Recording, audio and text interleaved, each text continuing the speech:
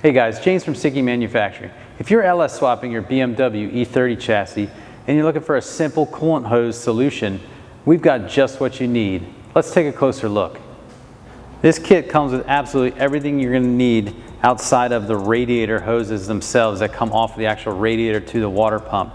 Now this kit basically will get you from the firewall heater core fittings all the way to the back side of the water pump housing and even over to this expansion tank. So we give you the steam port vent as well as the main feed line that goes into the bottom of this tank that gets teed in over at your water pump housing. So it's a complete kit, takes all the guesswork out of your coolant hose system and basically is plug and play. So there's no trying to figure out which size hose or which hose goes where. This lays everything out for you, makes it really simple and really quick.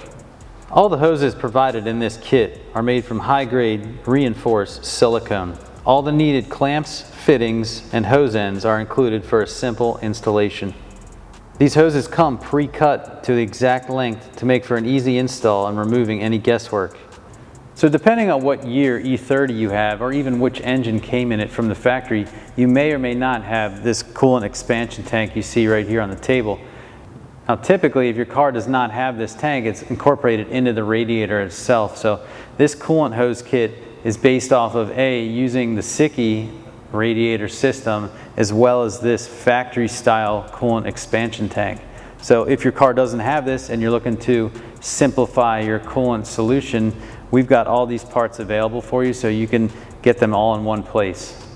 To add, if your car isn't equipped with this tank and you're going to add it, you want to make sure you get this clip as well, which gets fastened to the fender well, and then this actually slips into a factory sheet metal tab that's on the fender well, and this clip right here holds the tank down, so it basically sits in there like OEM.